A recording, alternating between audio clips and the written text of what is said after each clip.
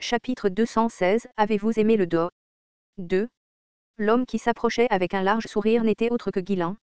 Porisco détourna instinctivement le regard et commença rapidement à calculer. Quoi, à quoi diable pense ce fou? Il venait de transformer une personne ordinaire en un saint sorti de nulle part. Et pas n'importe quel saint, mais un faux saint qui aurait reçu une révélation d'une déesse, bien qu'il soit un homme. Il entrerait probablement dans l'histoire comme le premier du genre. Sans exagération, cela serait véritablement enregistré dans les annales de l'histoire. Il voulait crier et réprimander Guilain pour cette folie sur place, mais il y a trop d'yeux braqués sur nous. C'était une situation délicate. Il devait révéler la vérité, mais sa bouche ne s'ouvrait pas. Les regards des masses pauvres et des chevaliers du temple fixés sur lui étaient étincelants, pleins d'admiration. C'était comme si leur adoration dégoulinait de douceur. Est-ce le pouvoir d'un saint? Une partie de lui voulait se prélasser encore plus dans ce regard respectueux. S'il n'y avait jamais goûté auparavant, il aurait peut-être pu l'ignorer. Mais maintenant qu'il l'avait fait, il ne voulait pas retourner à une vie morne d'insatisfaction. Mais est-ce vraiment bien? Cela ne va-t-il pas causer des problèmes plus tard? J'ai l'impression que toute la capitale est déjà au courant pour moi. Son esprit rationnel l'avait mis en garde contre cela, mais son désir avide et égoïste ne cessait de le pousser à l'accepter. Puis, soudain, une idée lui traversa l'esprit. Dans son excitation, il avait momentanément oublié sa propre situation. Mais maintenant, voyant clairement la situation, il réalisa que c'était une occasion en or. Si je peux juste maintenir ce sentiment public, l'archevêque ne pourra pas me toucher. Cela me garantira d'être le prochain archevêque. Si les rumeurs selon lesquelles il est un saint se répandaient encore plus, l'archevêque n'oserait pas l'excommunier. En fait, il ne pourrait même pas mettre le doigt sur lui. Cependant, comme il ne comprenait pas complètement comment cette situation s'était produite, il serait dangereux de simplement supposer que tout se passerait bien. L'esprit de Porisco commença à s'emballer avec des calculs. Saint? Tu n'as pas l'air très bien, dit Guilain, son ton teinté d'inquiétude alors qu'il se rapprochait. Lorsque Guilain s'approcha, les chevaliers du temple se placèrent devant Porisco pour lui barrer la route. Voyant cela, Guilain parla d'un ton légèrement troublé. J'allais discuter des dons futurs, mais dois-je simplement partir? Pas du tout. Baron, vous m'avez aidé à accomplir quelque chose de grand, je n'oserais pas vous ignorer. Que faites-vous tout? C'est le baron Fenry. Escortez-le immédiatement au temple, ordonna Porisco. À ces mots, les chevaliers du temple s'inclinèrent légèrement devant Guilain et s'écartèrent. Après un certain temps, ils étaient tous les deux dans une luxueuse calèche tirée par 6 chevaux blancs, en direction du temple. En chemin, Guilain, arborant un sourire narquois, demanda malicieusement. Alors, as-tu apprécié le dos? J'ai dépensé pas mal d'argent pour mes provisions, tu sais. Les paroles de Guilain laissèrent Porisco silencieux un instant.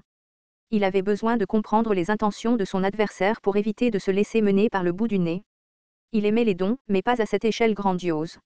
Le genre de dos qu'il avait en tête était bien plus modeste, essentiellement un pot de vin à peine voilé. À quoi pense cet homme? J'ai entendu dire qu'il a de grandes provisions, mais dépensé de façon aussi extravagante dans cette situation. Tout cela pour répandre des rumeurs comme celle-ci. Pourquoi? Porisco était par nature méfiant et avide. Il s'était frayé un chemin jusqu'au poste d'évêque par la tromperie et les manœuvres politiques. Bien que sa situation actuelle soit précaire en raison d'une cupidité excessive et de la surveillance constante de l'archevêque, il n'était pas quelqu'un qui pouvait être facilement dupé. Un homme qui avait autrefois visé le poste d'archevêque et avait même formé sa propre faction au sein de l'ordre religieux massif n'était pas quelqu'un à sous-estimer. Porisco regarda Guilain en silence, son regard empli de suspicion. Il n'y a pas besoin d'être si méfiant, dit Guilain, brisant le silence. Je voulais juste vous aider, évêque. Aider, moi? Oui. Vous vous trouvez dans une situation assez difficile ces derniers temps, n'est-ce pas? J'ai entendu dire que votre relation avec l'archevêque n'est pas vraiment amicale. Qu'est-ce que c'est? Comment ce jeune chiot du Nord est-il au courant? Est-ce qu'un des nobles de la faction royale le lui a dit? Porisco avait soudoyé avec diligence des nobles, il n'était donc pas invraisemblable que des rumeurs se soient répandues. Il les avait soudoyés pour influencer l'opinion publique, sachant qu'il ne pouvait ignorer leur influence. Cependant, le pouvoir de l'archevêque éclipsait ses efforts, les rendant largement inefficaces. Qui vous a dit que? Demanda Porisco avec prudence. Oh, je viens de l'apprendre en passant quelques jours dans la capitale. Guilain connaissait bien la situation de Porisco, non pas en raison de souvenirs d'une vie passée, mais parce qu'il comprenait la valeur de l'information. Guilain avait posté de nombreux espions dans la capitale. Sur la base des renseignements qu'il avait recueillis, il avait conçu un nouveau plan. Sous la direction de Guillain, son officier de renseignement Lowell avait fabriqué des rumeurs et incité le public à commettre des actes, façonnant la situation actuelle. Observant la méfiance persistante de Porisco, Guillain continua, les rumeurs perdront de leur élan avec le temps. Beaucoup de gens ont encore des doutes. Rater cette opportunité ne vous servira à rien. Les lèvres de Porisco tressaillirent à ces mots. Ce jeune chiot avait clairement une bonne idée de ses faiblesses. Très bien. Tu n'aurais pas fait ça pour rien. Que veux-tu? C'est la même chose que j'ai mentionnée auparavant. Tu veux dire le prêtre Piot? Il semble que tu sois allé un peu trop loin pour le bien d'un simple prêtre de Baran, tu ne penses pas? Répondit Porisco, sa suspicion toujours inébranlable. Si Piot était tout ce que Guillain voulait, il n'y aurait pas eu besoin d'un plan aussi élaboré. Même si Guillain n'avait donné que la moitié de cette énorme quantité de provisions, Porisco aurait volontiers accédé à sa demande. Mais Guillain hocha simplement la tête et accepta volontiers. C'est exact. Il y a d'autres choses que je veux aussi. Parle franchement.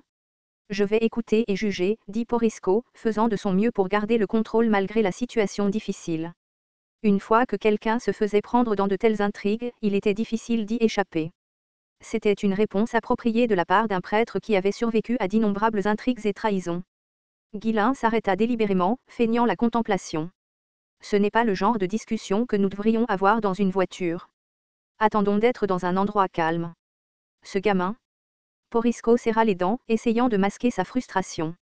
Il était évident que le jeune homme jouait avec lui. Mais celui qui était désavantagé maintenant était Porisco. Réprimant sa colère, il tint sa langue jusqu'à ce qu'il atteigne le temple.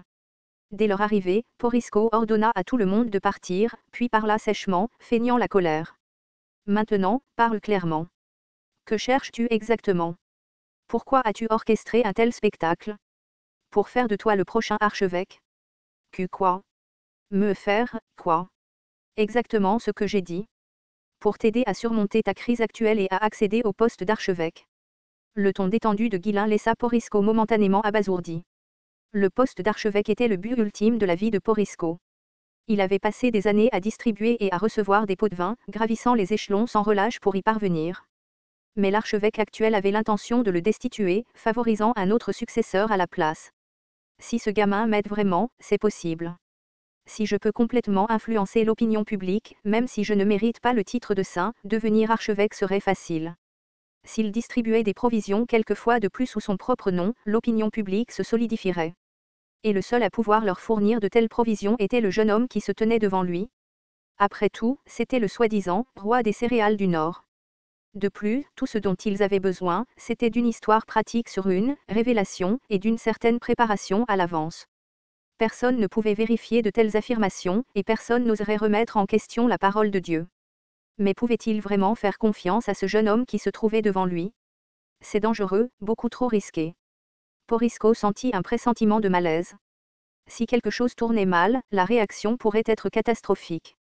Accepter cette offre sans détour était périlleux. Si ce jeune homme disait la mauvaise chose ne serait-ce qu'une seule fois, Porisco pourrait se retrouver dans une situation encore pire que celle dans laquelle il se trouvait maintenant. Quel avantage gagnez-vous à me nommer archevêque? Demanda Porisco avec prudence. J'ai beaucoup à gagner, répondit Guillain avec un sourire narquois. Quand je suis en difficulté, je peux compter sur l'aide de l'Église, n'est-ce pas? C'est une question de loyauté mutuelle. Ce fou. Porisco, toujours perspicace, comprit immédiatement les mots de Guillain. Cela signifiait le tenir en laisse et l'utiliser chaque fois que nécessaire. Dans des circonstances normales, c'était le genre de proposition qui déclencherait une colère ardente et l'inciterait à chasser l'autre partie. S'il avait été disposé à accepter un tel accord, l'Église se serait alignée sur la noblesse depuis longtemps. Ne sois pas ridicule, baron. Ne sais-tu pas que la religion et la politique sont incompatibles? Penses-tu pouvoir m'installer comme une marionnette et me manipuler à ta guise? Tu réagis de manière excessive. Je suggère simplement que nous maintenions une relation amicale et que nous nous entraidions en cas de besoin. Ne me nourris pas de mots aussi creux. Comment un simple baron osait-il tenter de s'immiscer dans l'Église? Lorsque Porisco mit de côté la politesse et réagit avec force, Guillain eut un sourire narquois et l'interrompit. Alors, tu dis que tu es content de mourir dans l'état actuel des choses. Tu ne finiras même pas par mourir en martyr. Non, tu mourras comme rien de plus qu'un cochon honteux et cupide. Les deux savaient déjà ce que l'autre voulait. Guillain réitéra la position précaire de Porisco. J'ai entendu dire que le tempérament de l'archevêque est assez cruel. Ne serait-il pas facile pour lui de vous qualifier d'hérétique? Ce serait la pire des morts? Il semble qu'il y ait un malentendu ici. J'essaie de vous sauver, évêque. Et, bien sûr, j'ai l'intention de recevoir une compensation appropriée pour cela. Y a-t-il quelque chose de plus précieux que le prix de votre vie? Que comptez-vous faire si je refuse? Eh bien, si vous refusez, je ne peux rien faire. Je vais simplement demander du piot à l'archevêque. Avec l'approvisionnement en céréales redirigé vers lui, ce ne sera pas difficile. Mais dans ce cas, vous mourrez sûrement. Non, cela ne peut pas arriver. Ce serait vraiment la fin pour lui. Au-delà de perdre la vie, que se passerait-il si l'archevêque obtenait le grain et était loué comme un saint? La simple pensée de cela le remplissait d'envie. Même dans la mort, il ne trouverait pas la paix. Des sueurs froides coulaient sur le visage de Porisco alors qu'il réfléchissait. S'il acceptait, il deviendrait le chien de cet homme. S'il refusait, il mourrait. Mais il ne voulait pas mourir. Il voulait vivre, revendiquer le siège d'archevêque pour lui-même. Et plus que tout, il voulait continuer à être appelé un saint. Cette expérience avait été le sommet de sa vie. Et s'il pouvait continuer à se prélasser dans une telle gloire? Et si les rumeurs continuaient à se répandre et que sa renommée s'étendait au-delà du royaume? L'archevêque n'est pas le problème. Si je me débarrasse de l'homme en face de moi, personne n'osera me toucher. Je pourrais être traité comme l'égal de la sainte elle-même. Guilain regarda les yeux de Porisco aller et venir alors qu'il se débattait avec ses pensées, riant silencieusement pour lui-même. L'avidité suinte pratiquement de lui. Il meurt d'envie de tout avoir, n'est-ce pas? Pourtant, il est prudent, plein de doutes. Ce n'est pas le plus facile à gérer? Au départ, Guilain n'avait pas l'intention d'aller aussi loin. Il avait simplement prévu d'offrir une récompense raisonnable et de sécuriser Piot pour le moment. Pour se préparer aux troubles à venir, le pouvoir de l'Église était en effet nécessaire. Cependant, Guilain avait déjà désigné un autre prêtre pécheur comme candidat. Mais en apprenant la situation de Porisco, il décida de modifier ses plans et de les accélérer. Alors que Porisco délibérait et jetait des regards furtifs à Guilain, son esprit s'emballant, il poussa finalement un lourd soupir. Si je refuse, il n'y a aucun moyen de résoudre la situation actuelle. Même si je sauve ma vie, avec le tempérament de l'archevêque, l'excommunication est inévitable. Mais si je laisse ce type s'emparer de ma faiblesse? Alors que ses pensées vacillaient d'avant en arrière, la voix d'un moine se fit entendre à l'extérieur. Évêque, le comte Norton est arrivé pour vous voir. Quoi? Bilow Norton, le fils aîné du chancelier du royaume et frère aîné de la marquise de Brentford.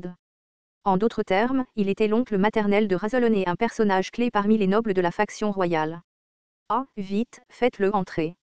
Bien qu'il ait un invité, Bilow n'était pas quelqu'un que Porisco pouvait traiter à la légère.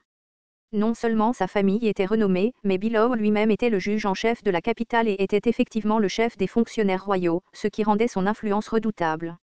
Après un bref échange formel de salutations, Bilow tourna son regard vers Guilain et feignit la surprise. Oh, n'est-ce pas le baron Fenry? Qu'est-ce qui vous amène au temple? Cela fait un moment, comte. Je discutais avec l'évêque de la manière dont nous pourrions aider ceux qui sont dans le besoin. Ah, pensez que quelqu'un d'aussi jeune que vous nourrit de si nobles intentions. Vraiment une bénédiction pour le royaume. Par coïncidence, je suis venu voir l'évêque au sujet d'affaires royales. Porisco cligna des yeux, confus, à l'évocation des affaires royales. Des affaires royales? Qu'est-ce que la famille royale pourrait bien avoir à faire avec lui? Serait-ce à cause des rumeurs? La famille royale m'a-t-elle déjà recherché? S'il était officiellement reconnu comme saint, le royaume le soutiendrait sans aucun doute. La présence d'un saint empêcherait même d'autres royaumes d'agir de manière imprudente. Et en effet, Bilow commença à parler sans détour des avantages que Porisco pourrait recevoir. Si l'évêque est reconnu comme saint par l'Église, la famille royale fera fabriquer un reliquaire en os de dragon, l'un des trésors royaux, pour abriter le corps et le sang sacré de l'évêque. De plus, le palais préparera une chambre privée exclusivement pour votre usage. De plus, une grande cathédrale portant votre nom sera construite sur de nouveaux terrains. Porisco a presque perdu la raison face à cette proposition écrasante. Comparé à cela, chaque pot de vin qu'il avait reçu jusqu'à présent semblait être de la petite monnaie. Il aurait dû vivre avec de tels privilèges depuis le début. La moitié de sa vie lui semblait gâchée. Jetant un bref coup d'œil à Guilain, Porisco le vit sourire chaleureusement, inclinant légèrement la tête. Félicitations. Votre nom va maintenant se répandre dans tout le royaume. Alors, allons-nous continuer les dons selon la révélation, Saint Porisco. J'étais si désespéré que j'ai presque oublié à quel point c'est une grande opportunité. Le titre de saint était quelque chose que l'on ne pouvait pas recevoir même après une vie passée à guérir les pauvres avec le pouvoir divin. Cela était en grande partie dû à l'idée dominante selon laquelle le pouvoir divin devait être utilisé de manière désintéressée pour les autres. Mais aucun prêtre n'avait la patience de passer toute sa vie à travailler dur parmi les démunis et à vivre dans la misère. Le chemin vers la sainteté était donc ardu et rempli de souffrances, et même alors, le titre était généralement accordé à titre posthume. Mais maintenant, je peux obtenir le titre de saint aussi rapidement et aussi facilement. Un titre reçu après la mort ne sert à rien. Je dois en profiter de mon vivant. Même s'il ne pouvait pas recevoir officiellement le titre en raison de l'opposition d'autres évêques, cela n'avait pas d'importance. La simple rumeur selon laquelle il était un saint suffisait à assurer sa survie et à sécuriser le poste d'archevêque. J'ai trop réfléchi à cela, sans aucun doute. Si je peux revendiquer fermement le siège d'archevêque et obtenir le soutien de la famille royale et de la noblesse, je pourrai m'occuper de ce type plus tard. Il n'y avait pas besoin d'hésiter bêtement. Sa vie était la chose la plus importante. Pour l'instant, il devait surmonter la crise immédiate. Porisco sourit bienveillamment à Guillain et parla. J'accepterai volontiers les dons, baron Fenry. Pour l'instant, il a décidé de s'associer à Guillain.